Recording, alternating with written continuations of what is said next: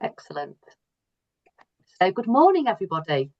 Welcome to our May coffee morning. For those that don't know me, my name is Samantha Grant. I'm a director at the IAB, and I'll be your host for today's session. I just really wanted to start off by saying a big thank you to all of you that came to visit us on our stand at Accountex last week. For those of you that were able to attend, I hope you really enjoyed the exhibition, found it worthwhile. It's great to see and meet as many of you as in person as possible, catch up and see how you're finding the IAB and work life in general. And it's always good to say thank you for your support and your feedback. It was great to get your support on the stand as well. A lot of you stayed back and talked to some people who were visiting the stand too, so it was really great. Thank you very much. As you said before, Accountex is a great opportunity to understand what's going on in the finance community, what are the needs, and much of the feedback we got was the need that business support and advice is key. So on our stand, we launched a new course which Sarah has recorded, and it's borne out the whole practice scalability framework that we've been championing since last year, and it's featured on the website and a lot of our communications. So the course is in video format. It's recorded by Sarah and it's called The Roadmap to Building a Profitable Bookkeeping Business. So it's purely informative, there's no exam, and it's video based. It's got 6 chapters and it's got 4 stage-by-stage planners to help you summarise after each stage, and you get CPD points and a year-long access.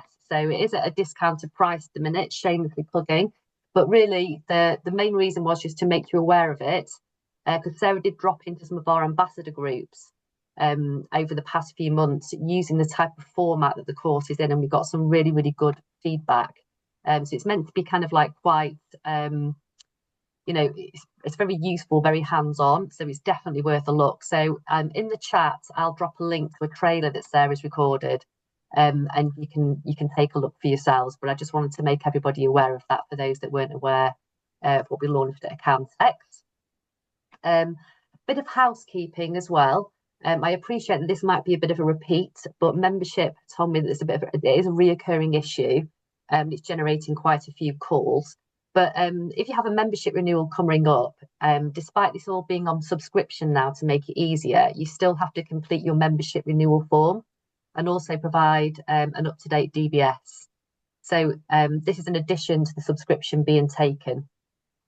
So you'll still get your renewal email as normal and the form will be on there. So please do look out for that. And it's a similar thing as well with AML supervision, in the fact that you will get an email. So you need to review, you need to fill in your form and you need to review and submit your AML complete profile. So I appreciate a lot of emails, but it is the most straightforward way of doing it. Incidentally, I think it was from one of the ambassador group feedback forms, we've had a request as to whether we can include the price of membership on the renewal email, the subscription renewal email, and we're gonna do that moving forward. So thank you for that piece of feedback. Please, oh, hello. We just have a mute.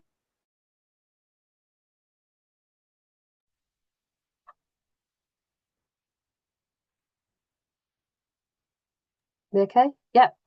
So just to emphasise, by not completing both parts of those renewal forms, you do risk not being supervised or not having membership. So please do be vigilant on that. So over to our speakers. We're joined today by 2 great speakers. Firstly, we have Gavin Fell from Apron. So you may have seen him last week at Accountex on the Apron stand. He was always very busy when I went over to him, deep in conversation. And we've been talking to Apron for a while now. It's a great piece of software and it's a great price point versus other options in the marketplace. So it does a lot of things that more expensive pieces of software do, which is always good. And it also is really great at connecting the whole bookkeeping and payroll functionality. So again, moving back to the framework, those of you looking to scale or diversify services, bringing these 2 offerings together, this software really supports that. So we thought the best course of action would be for him to give you a little bit of a showcase, which he's going to do today. And then we're also joined by Patrick O'Brien from Croner-i. So Patrick is a commercial tax manager who specialises in property taxes. Now, Croner-i is a really great IAB member benefit, but there's an awful lot to it. I know that David did a video with Phil on the newsletter, I think it was last month or the month before, things go so quickly, and talking about all the different functionalities of Croner-i. But Patrick's going to be talking about some hot topics in property tax, so you can get a real flavour for the type of information available that Croner-i hold and can help guide you through. So without further ado, I'm going to pass over to Gavin, who's going to take you through this demo. Gavin, over to you. Thank you, Samantha. Morning, everybody. Hope you are well. Like Samantha said, my name is Gavin Fell.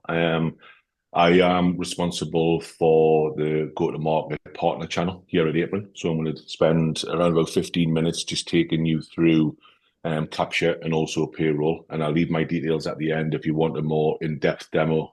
More than happy to take you through it on a one-to-one basis. But if I could just get access to share the screen, that would be brilliant. Thank you. So can someone just give me a thumbs up just in terms of you're able to see the screen? All good. Perfect. So this is Apron. So when you come into Apron, you come into what we call the Practice Hub, okay? And the Practice Hub gives you a real kind of good snapshot in terms of your business, but also all of your clients' businesses. Okay, so add clients in the top right-hand corner here basically allows you, we link directly with Companies House, so we pull all of the information across, company name, trading address, stakeholders, directors, and the likes. There's two different types of views of an Apron. There's assigned clients and all clients. Assigned clients are those clients who may be people within your business or just specifically looking after. If you're an admin user, you'll be able to get to see all clients. What you'll be able to see in terms of the clients here is the bills that are ready to be paid, the documents that are in the inbox, any unreconciled transactions, and practice members, i.e. people in your business that are using the software. So the reason why you can see bills in there as well is Apron is an all-in-one accounts payable solution. So it gives you the ability to capture, sort, publish, and pay. And as of last week, also looking at expense management. So if you've got any clients who are looking like using the likes of Pleo, Spendex, Soldo, and the likes, we're also direct competition for them. But let's jump into it. It defaults to the payment section. So I'm just going to draw your attention to the settings first and foremost. There's a few tiles on here that are applicable in terms of capture. So you've got your members tile, company member and practice member. Company members are people within your client's business using the software. Practice members are people within your business using the software. And you can add members in the top right-hand corner, and you can do that via email, first name, last name, and also a mobile phone number. A mobile phone number is important because you can get docs into the system in 4 ways with Apron, the Apron app, drag and drop, dedicated email addresses, and also via WhatsApp. Okay, so I think we're the only one on the marketplace who's got that WhatsApp integration. So you've got clients who send you invoices and receipts via WhatsApp, then ultimately you can get them sent directly into Apron. The main thing that you can do from this screen is you can edit people's roles. Okay, so there's 4 different types: admin, bookkeeper, employee, or there's a customized role. I'm just going to look at customized. So for instance, if you aren't using Apron for payment permissions, and I'm not going to go through that today, what you can actually do for the individual people is just switch it off so they don't have access. In terms of the bookkeeping permissions, you can see this person could see all items or just their own items. So for instance, I use Apron every single day. So from that perspective, I only get to see my own items. If this box is ticked, okay, it means that this person can publish to the ledger. If you untick it, it means they can get docs into the system, and then you will decide whether you want to publish it or not. Okay. In terms of other areas, direct emails, you get a purchase email address and also a sales email address for the documents to get into the system. The front end can be edited. The back end remains static. So I could have like Gavin plus purchase and Gavin plus sales, and that would be the inbox, the email addresses I send into the system. And then in terms of advanced bookkeeping settings, if you've got any clients who want VAT registered, toggle that across. That basically means that Apron would default to not extract the tax or the tax off the invoice or the receipts. Line item extraction, again, if you want to break the line items down even further, then you can choose to do so. Again, it's a non-chargeable event within Apron. It's just a products feature, so therefore you can use that if you choose to do so. And you've also got the ability to assign rebillable purchase documents if you choose to do so. Purchase defaults, default due date, the days can be changed, and so can the rule. And then in terms of the default zero preferences, I'm using zero today, but we also work with QuickBooks. You can publish it as a bill, or spending money. And QuickBooks, it's a bill or an expense, and you can publish it into draft awaiting approval or awaiting payment. And exactly the same for sales defaults as well. Okay. In terms of the contacts, I'm going to use 37 degrees. That's the office environment I am in Newcastle. So this is where I can also set up my supplier rules. So I can do the supplier rules via description or nominal code. The nominal code is the nominal code that's set up in Xero and QuickBooks. Tracking categories, projects, regions, all of the things that you've got set up within your Charter Standard of Accounts, we pull them across. Default due date is 30th of the current month. The currency we paid in is GBP. Tax rate would be no VAT. Description would be rent for office, and I want to publish this as a bill. If I know it's going to be coming out on direct debit, I can also choose the bank account it's coming out of. I can switch line item extraction on, and I can also auto-publish if I choose to do so. Okay, so that's just a little bit in terms of the supplier rules. Let's jump into the bookkeeping. So you've got anything that's in your inbox, anything that is published, anything that is archived. Okay. In terms of the inbox itself, you can search via suppliers, for instance. And if I want to hone in on my expenses, I can hone in on my expenses. And I always star my expenses because I want to give them a level of importance because I want the money back in my account very, very quickly. So you can also search via starred and not starred. And then you've also got the ability to customize your look and view in terms of your columns. So if you want to see tracking categories, then you can apply it here. You can always reset it and go back to the settings.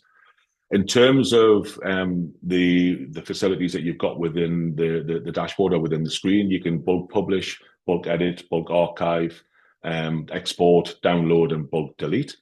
We also have a feature called merge. So merge is where if you've got a snap where a client sent you a front and the back of an invoice and you want it to be, you don't want it to be two separate, you want it to be one and the same, you can highlight the two and you can click on the merge. So it takes it from two separate into one document.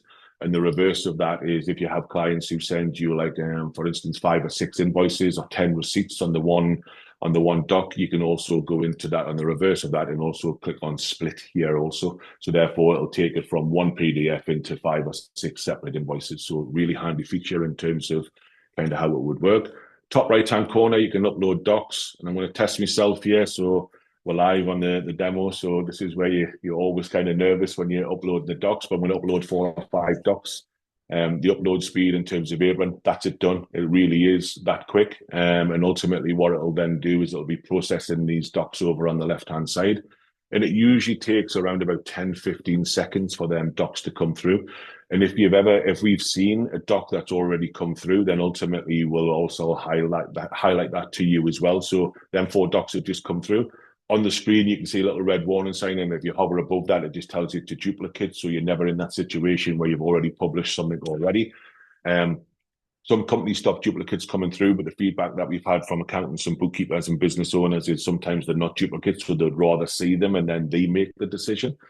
If it was a case of where these 4 were duplicates, we can either archive them or we can just tidy up our inbox and we can permanently delete them off the system. Let's have a look at the docs themselves. You can see all of the docs that are coming into the system that are ready for review and publishing. If you scroll left and right, you can just move across with all of the docs themselves and see what's there.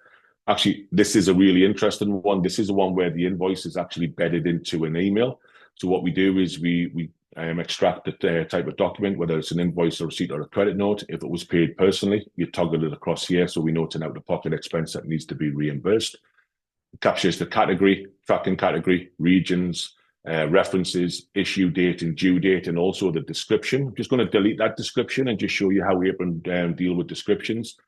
It looks at giving you, we use AI for description, so it looks to give you 3 options: a short description, a medium description, and a long description. And ultimately, you can just choose on one of them descriptions and you can save them changes. So from that perspective, it saves all a copy and paste. If it was already going to be paid, you can also choose the bank account it's coming out of and also the payment date. So when you publish it in Xero and QuickBooks, it doesn't generate a payment coming back the other way. Line item extraction is where you would do the line items down here. In the Xero preferences, where you can publish it as a bill or spending money, or publish it into draft awaiting approval or awaiting payment. And also because this one's come across on an email, what we also do is we extract all of the email for you now. So you haven't got to worry about what's kind of been the back and forth between clients and suppliers. You can see all of that email that's been extracted. And also you've got the ability to comment. So if you want to comment internally to members of your team or externally to clients, you can also use Apron to communicate so you don't have to come out and send a separate email. which is also fantastic in terms of how it works. So it kind of gives you that efficiency gains there. In terms of the line item extraction, I'll just show you very quickly in terms of the line items, we bring across the descriptions automatically for your category, tracking category, region, quantity, unit price, all of the different variations in tax. And also, if we've calculated the line items correctly, it'll be green at the bottom. And if, for instance, if I change that 295 to 294 and there's a rounding up issue, then you can see it'll move to amber and it'll say that there's an issue with a rounding up. But it does give you the ability to kind of manually input if you choose to do so as well. And again, line item is free of charge within the software. Exactly the same for sales invoices, no different to what you can do and what you can see and what you can populate and publish. In terms of the unreconciled transactions, Apron actually bring in all of the unreconciled transactions directly into the product itself. So from that point of view, you can actually see all of their unreconciled transactions, and you can filter via bank account. So I can filter via the bank account. And normally what I find when I ask the question about unreconciled transactions is you guys will then download that into a doc, send it off to a client. The client would receive it, drip feed the information back in, and you're managing the doc, managing the spreadsheet, and also manage the reconciliation. With an Apron, you can search by the multiple bank accounts. We can see where the transactions took place and by who, on what date, the bank account, and also the amount, and we can see that we're missing a doc. So what we can actually do within here is we can assign that to myself, and I can kind of just ask myself in there and just say, please upload doc so I can reconcile, and then I can actually send that message directly to a client. If I just jump into my inbox quickly, what we should be able to see, there'll be a message that comes across fairly sharpish. There it is there. So this is where the message that the client would receive, where they can say, look, the unreconciled transaction for the IAB in the park. The message is, Gavin, please can you upload the doc so I can reconcile? I can literally click straight onto that link. It takes me into the transaction that you want me to work on, and it gives me the ability to upload the doc directly into that transaction and give you a notification to say that the work that you wanted me to be carrying out has been complete.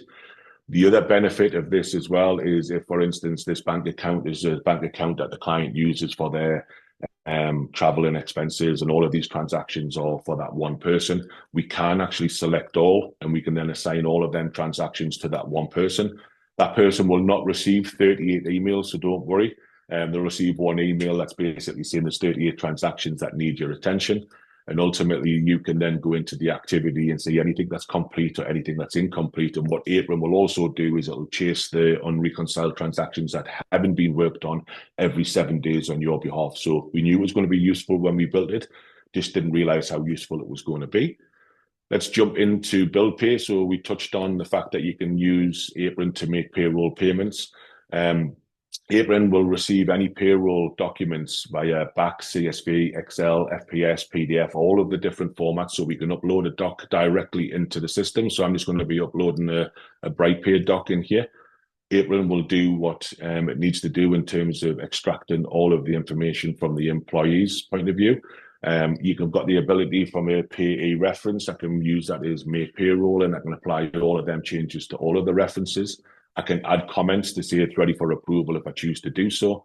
We also do what we call a bank validation check, and also a PAYE validation also. So from that point of view, we bring across the account name, sort code, and account number, and you won't get this little red, this warning sign unless one of these three areas change in the future. So Elisa Durf becomes Elisa Davison, or she moves into a joint bank account with her partner. And if there is any changes, you'll also be able to track them in the activity log.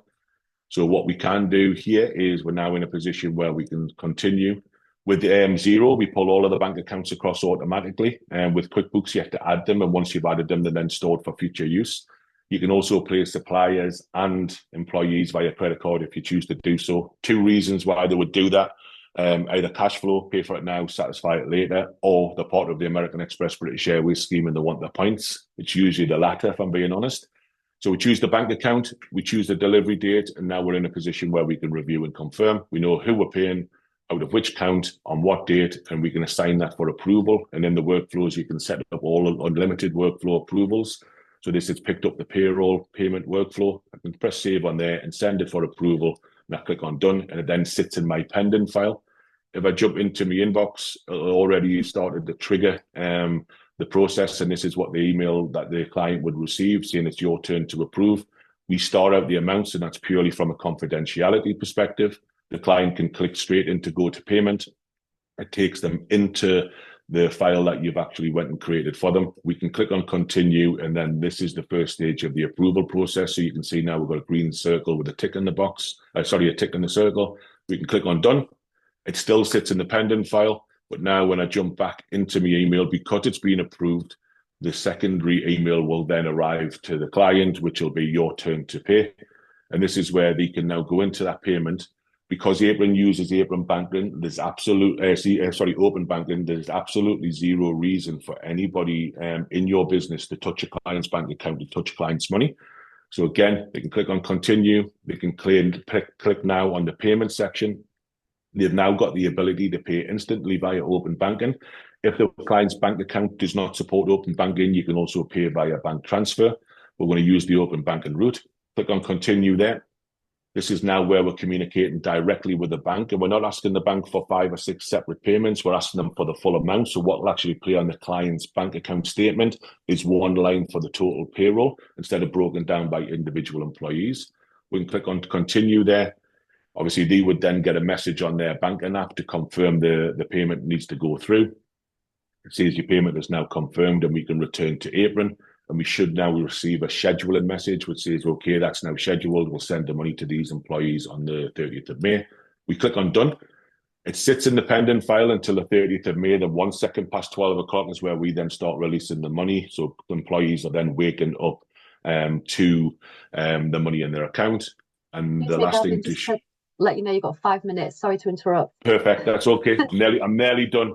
No problem. So sorry to interrupt. Once it's paid, ultimately it'll then moved into the paid file. That then gives you the ability to see all of the information in terms of the paid on date, the payment type, 4 pays, 4 bills for the total amount. You can track the money. The money's been sent, the money's been received, the money's been paid. And the one thing that accountants and bookkeepers absolutely love is the audit log. The audit log will show where the payment is being made by, time, date, and stamped, who created the payment, time, date, and stamped who approved the payment, and time, date, and stamped who completed the payment. You can see all of the payment details, all the breakdown of the individual employees. If that was a supplier payment, you'd also see a breakdown of all of the suppliers with invoice numbers and references. The approval workflow, who created it, who approved it, who paid it. The payment method, i.e. which bank account it come out of. And all of the comments, again, time, date, and stamped in terms of that transaction. And that can be printed and also downloaded. And then from a completeness perspective, you can actually also send the remittance advice directly from the system to both employees and suppliers if you choose to do so. In terms of the bill pay, in terms of supplier, it's exactly the same process. I can go through that in a little bit more detail. Obviously, you don't have enough time today to go through the supplier payments, but that was just to give you an understanding in terms of the setup, the capture, sort, publish, and also making the payroll payments. So I am going to pause there with a couple of minutes spare to see if there's any questions that have come through on the chat. Thank you, Gavin. That was done at record speed. I know that. Yes. I saw one question just looking in the chat from Caroline saying, do you have any plans to link Sage? Yes, we're speaking to Sage currently, and we're also having conversations with Free Agent as well. So from that point of view, we've got the appetite to be working with those both. So from that point of view, I would say that will be later on in the year, but we are looking to work with both Free Agent and Sage. Excellent. There was a really positive comment of someone saying they already work with Apron and they thought it was really, really good software. So that's good. Yeah. Positive experience there. I don't know if anyone has any other questions for Gavin, or he's going to put his details in the chat. So if you would like to have a offline conversation with him in a bit more detail, I'm sure he will be willing, but we will be doing more work. Do you want me to mention a little bit in terms of the pricing, just so people are aware of it? It's £5 per client per month. You can add clients on a singular basis, so you don't have to buy it in client bundles. Once you get to 40 clients on the system, we move you across to a 199 package, and that allows you to then cater for hundreds of clients within that 199 package. So again, from a cost perspective, it's also very, very cost effective, and also kind of gives you a lot of features. In that £5 per month, it also entitles you to 20 payroll payments per client per month, free of charge within the £5. So you can do your capture and your payroll payments for the majority of your clients for £5 per month. Thanks. I think that's one of the things we thought was most appealing. And Kirsty Pittard has just put in the comments that she moved from Apron last month. She moved to Apron from Dex last month, and it was the best decision ever. So she was and I know that's the kind of, not talking out of turn, but that's a key competitor. So, and I know that a brand that's very familiar amongst everyone. So that's great. And someone just saying, thanks, you sound just like her dad. Thank you very much. I think that's a comment. There you are. I hope so. I hope so. Great stuff. Thank you very much, Gavin. I think we'll take back host now, if that's all right. Yep. Yeah, that's absolutely fine. Pass over to Patrick. Say Patrick's from Croner-i. Are we able to share Patrick's chart, please, and then make him host? Thank you very much.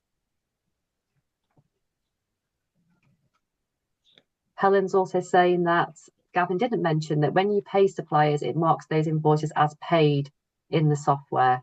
And someone said, thank you, Gavin, very informative. I know you're just reading out the chat, but that's great. Right, I think we're over to you, Patrick, now. Excellent. Okay. Thanks, Sam.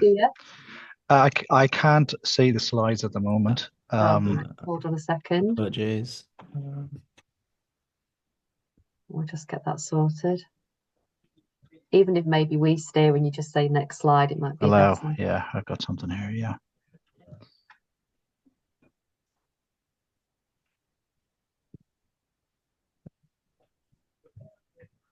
Excellent. Okay, I think I've got control of these slides now, yeah. Charge of the ship, off you go. Fantastic. Good morning, everybody. My name is Patrick O'Brien. I'm a commercial tax manager at Croner-i, and I'm a CTA. I've also an accountant technician from many years ago.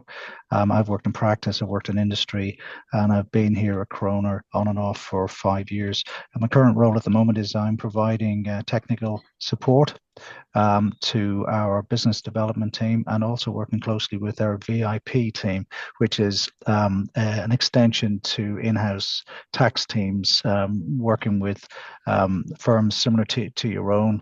And what we do there is we provide quick responses to tax queries through a priority advice line and email service, and then we give valued second opinion and reassurance that if you've any tax queries, we're your go-to people. We're effectively an extension of a practice. We're not in competition with you.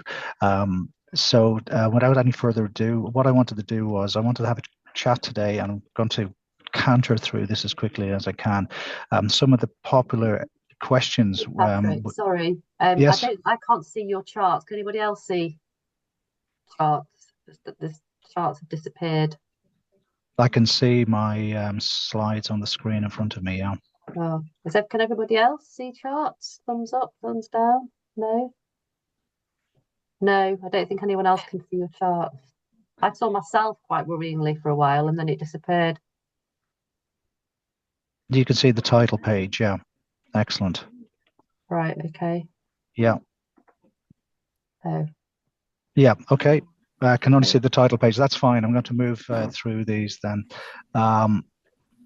So if I move to the next slide here, if we could move the next slide along. I don't seem to have access to it at the moment. Yeah, person. That's excellent. Thank you very much indeed. So what we're going to do is we're going to look at, so these are the areas we're going to cover today. And these are based on typical questions we'd see coming through here on the advice lines, or from clients who we provide support to regarding property incorporations and so on. So the first question is, should you own the property personally or through a company? I'll talk about the tax effects of incorporating a property portfolio. One of the questions that we get asked a lot here is the definition of a business for capital gains tax incorporation relief. That is always a tricky area when you have property portfolios. I'm discuss briefly about the tax implications, the different tax implications of transferring ownership between spouses and civil partners. Question again, very popular, what are allowable expenses and what do you need to do to document it? Finance charges and interest relief restrictions, and then finally furnished holiday lets, and I'll talk to you briefly about some of the changes on there. One thing I will do as well is I will mention where you can have access to revenue guidance on their manuals. So wherever there's a revenue manual, I put it on the screen for you. I should say to you, no disrespect to HMRC, but you need to take HMRC's manuals with a pinch of salt. Because they're skewed for HMRC guidance. Practitioners use them all the time. They're very useful guidance, but my understanding is they're not admissible evidence if you were going to a tribunal, for example. So if we can move to the next slide, please. Okay, and the one after, please. Thank you. Okay, so you can see there I put some issues there that are practical issues relating to whether you run a business as an individual or through a company. And I think certainly the first thing to consider is obviously you've got where a business is carried on by an individual, all the profits are taxed on the business owner in the year which they arise. So therefore there's no additional tax on extracting profits from the business for personal use. But then you've got a company and you've got the rate of corporation tax is generally lower than the rate of income tax. However, you've got a double tax effect here because not only is the company taxed on the profits of the business, the profits remain within the company, but then the second issue is the shareholder will incur a second charge to tax when profits are extracted from the company. And as you're familiar with, there are many different methods of extracting funds from a company, which it's generally very difficult to get funds out of a company without hitting a tax barrier, typically salary bonus and dividends. If the shareholders lent money to the company, they could charge interest on that amount. Company can make pension contributions and can pay rent for assets used that the individual lends to the company. You've also got benefits in kind, and if you come to dispose of the business, you've got capital receipts, and that's something that we provide advice on for those who are in a trading company, been there a number of years. Lots of capital built up. We see questions about company purchase of own shares. But in on the slide there, I think determining whether it would be more tax efficient to operate individually or through a company is dependent on many different factors, which I've listed out there. So for example, the first one is obviously the money is left in the company. So the more tax that is generally saved in that year. So you would work with the client to determine how much they need after tax when they need it, and then determine the best profit extraction strategy for them. You also need to look at the bigger picture as well. For example, if they have other income sources, the rental income might be the second or third source of income, and that'll affect the efficiency of using a company, as the individual's personal allowance and basic rate may be used by other sources. So that's something else to consider. And for example, with tax reliefs available to companies, there are fewer reliefs available to companies than there are to individuals.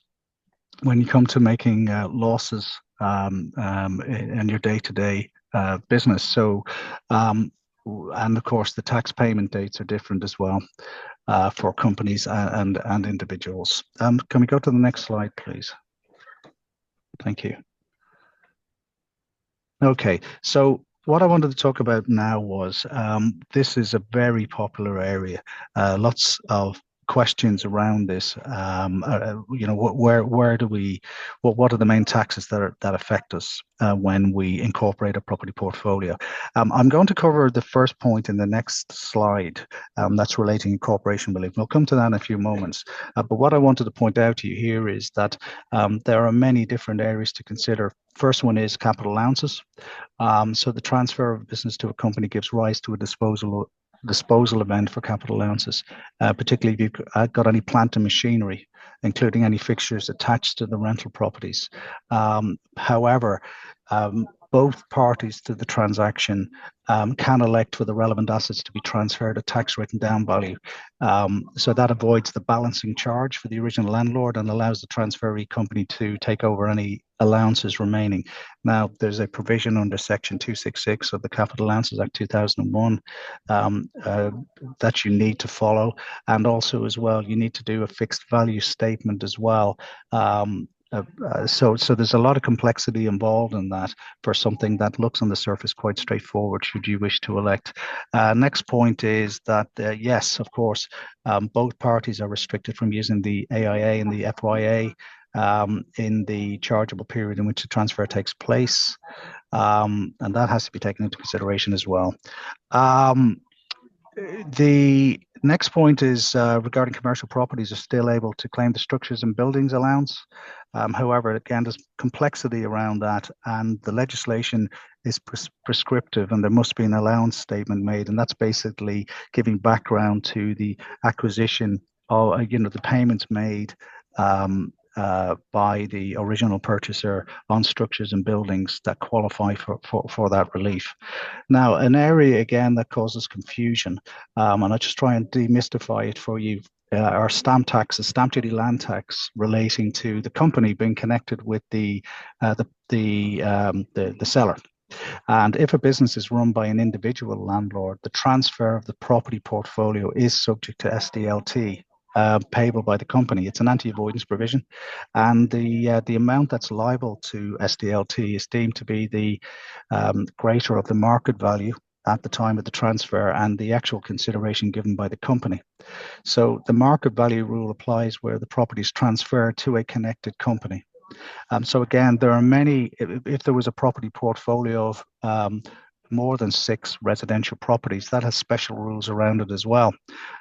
So again, it's worth looking at that in detail. Now, we have partnerships. Now, I put on there it's possible to reduce the chargeable consideration to nil. So technically, the property transfers are also subject to SDLT and the incorporation of a partnership. However, there are special rules in the stamp duty land tax legislation for partnerships where the chargeable consideration purchase price market value can be reduced to nil.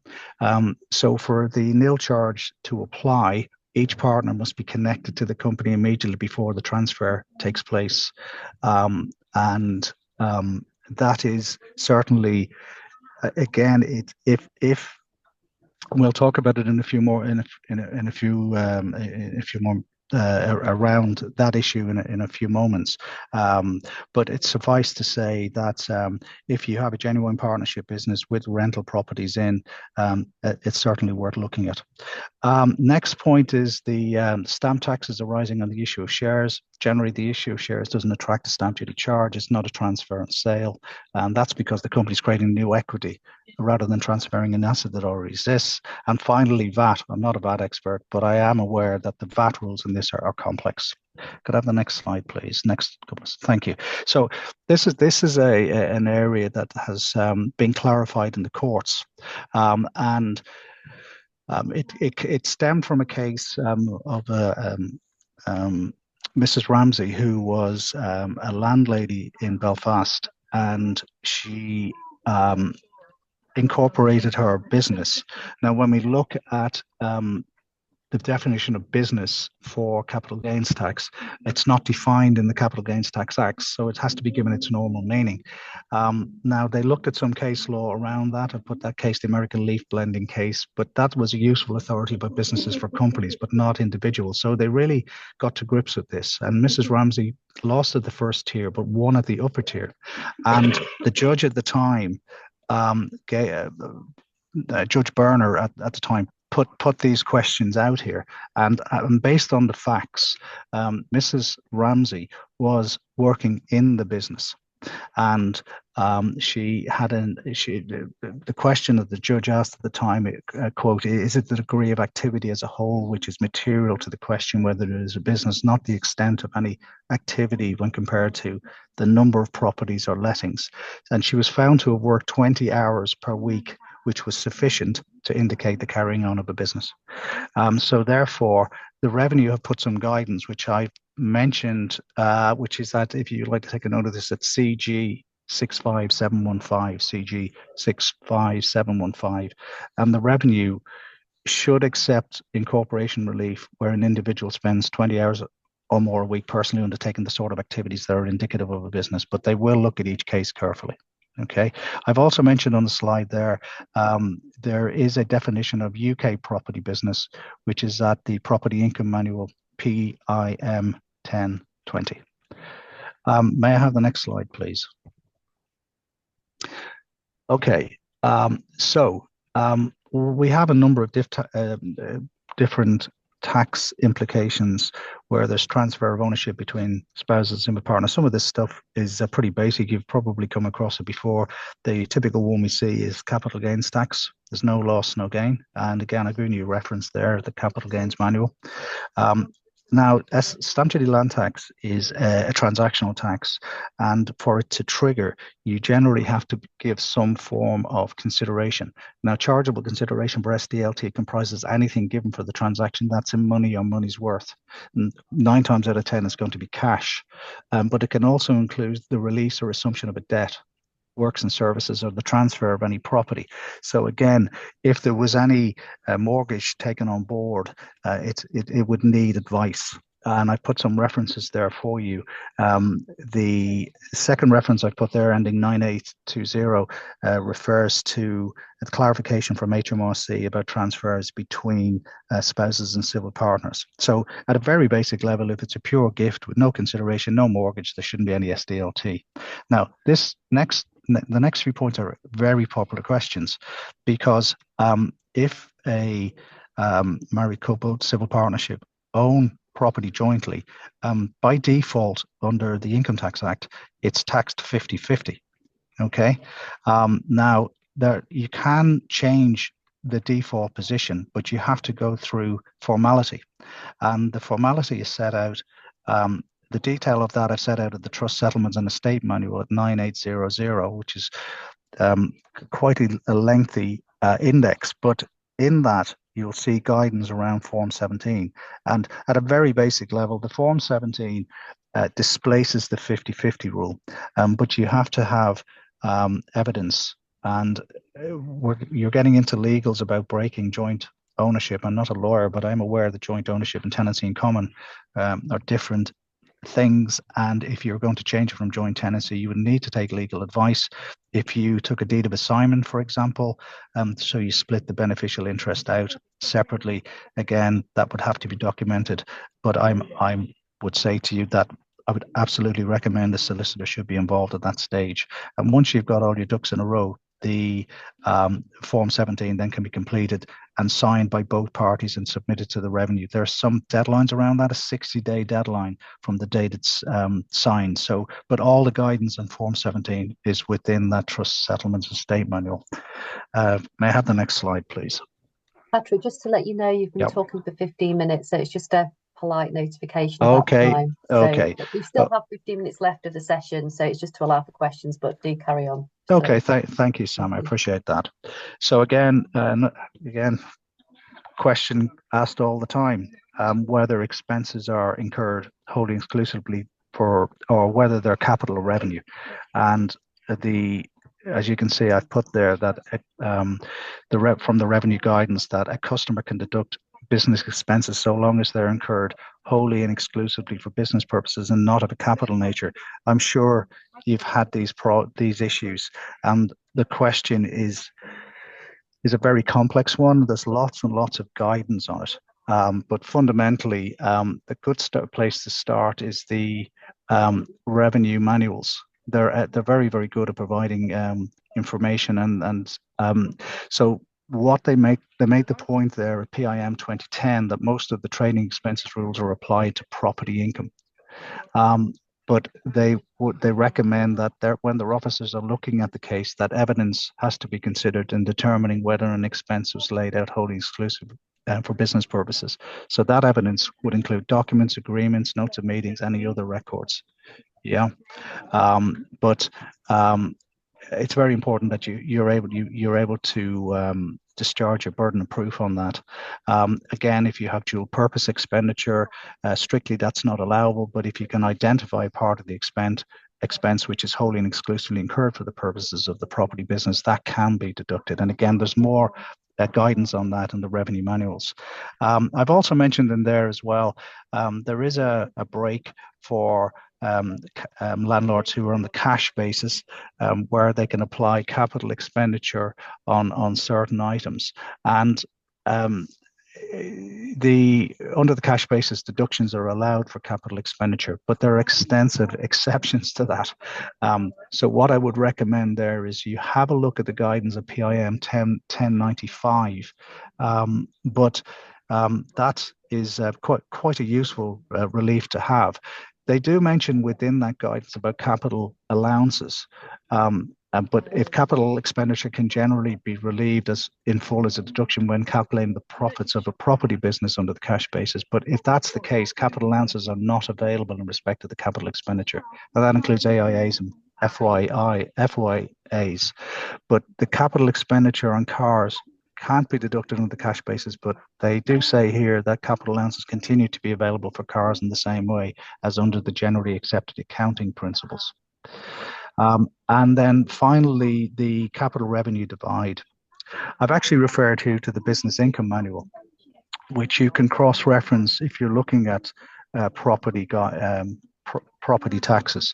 And in there, they give a very useful guidance around some of the tax cases, so not tax cases, I beg your pardon, some cases in the past which have determined whether expenditure is capital or revenue.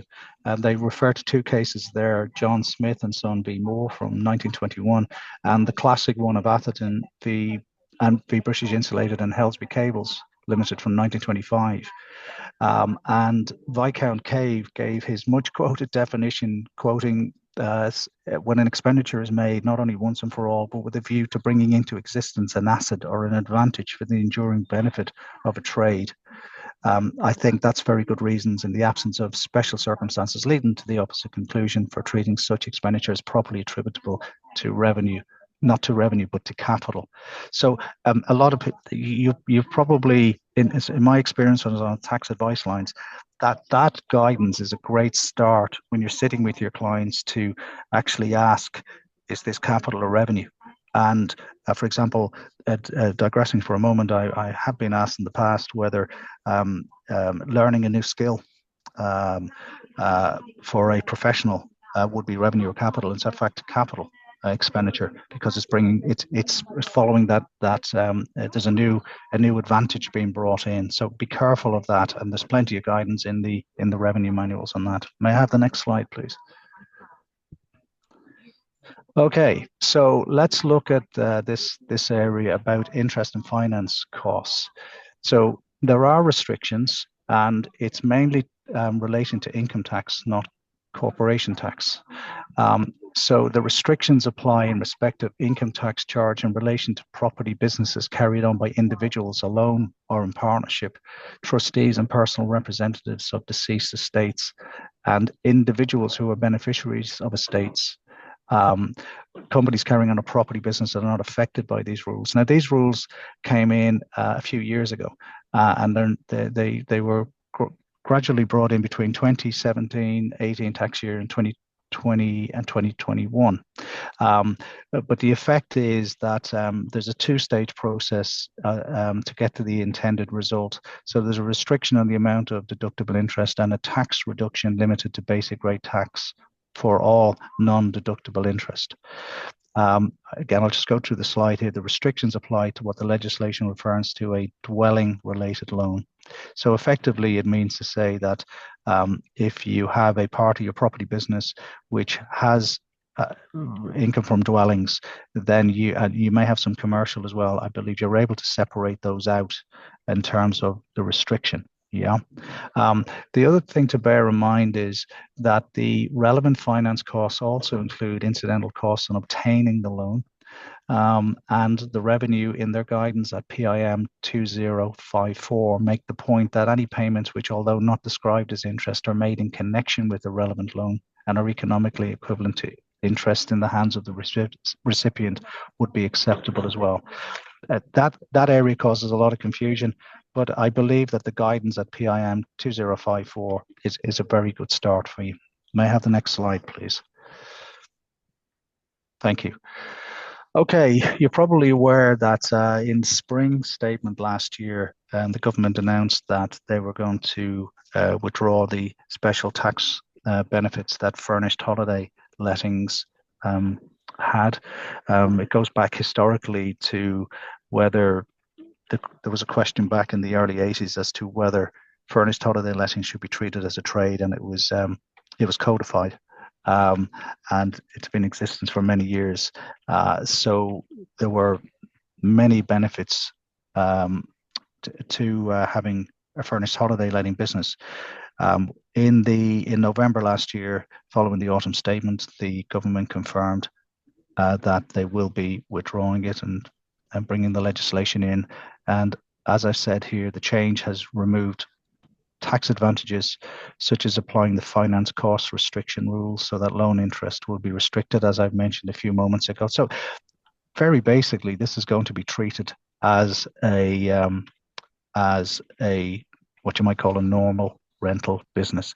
Now, there are a lot of complexities around here which I don't have time to cover, but one thing that I picked up in my research that I thought might be of interest to you is that about the anti-forestalling rules. Now, I'm just looking at some guidance we have on the Croner-i library, and I'll quote this. It says the anti-forestalling rule announced back in the spring budget in March means that where a contract is entered into before the repeal date, that is the 1st of the 5th of April 2025, but not completed until afterward, a claim for business asset disposal, relief, rollover relief, and holdover relief will be refused unless the contract is entered into wholly for commercial reasons, or the parties to the contract are not connected persons.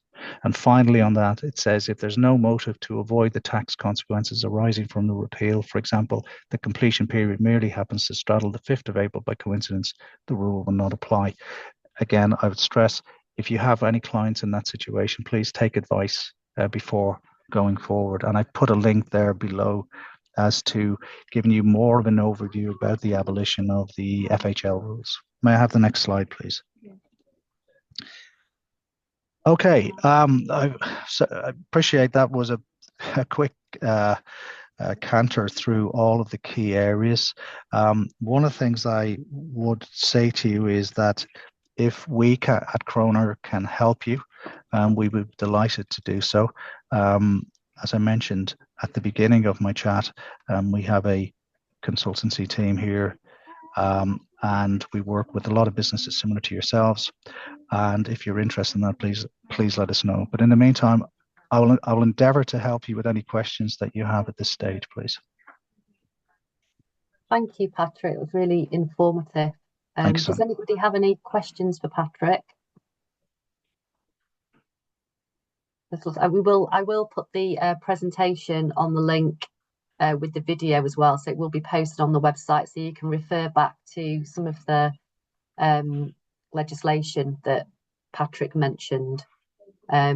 He's also asked me to just pop a link in to the VIP tax team, which that's the team that you work with, isn't it, Patrick? I think. Yes. So that is a consultative option. It is on top of the basic IAB benefit option. But again, if you do have something very specific, then arguably Patrick and his team can help. I'll pop that into the chat. But also earlier on, I did put the generic IAB member sign up in the chat to Croner-i. So it's just that if you haven't activated it yet, you do get a good base level of access. It does include a tax advice helpline access free of charge, but obviously not as much depth that Patrick was going into then. But do make sure that you're exploring all of those benefits. Thank you very much, Patrick. Thanks, Sam. And then finally, just to finish off in the last few minutes, and this is not to add on a sad note either, but I just wanted to say a few words about one of our members, Angie Fiskin. We do have a picture of Angie. If we could share it. Many of you may recognise Angie when the picture comes up. that Angie's been at many events, and she was always, willing to do a stint on the IAB stand at Accountex, and she was just generally a really lovely person. She was an ambassador and a friend to many, and a key part of the IAB community.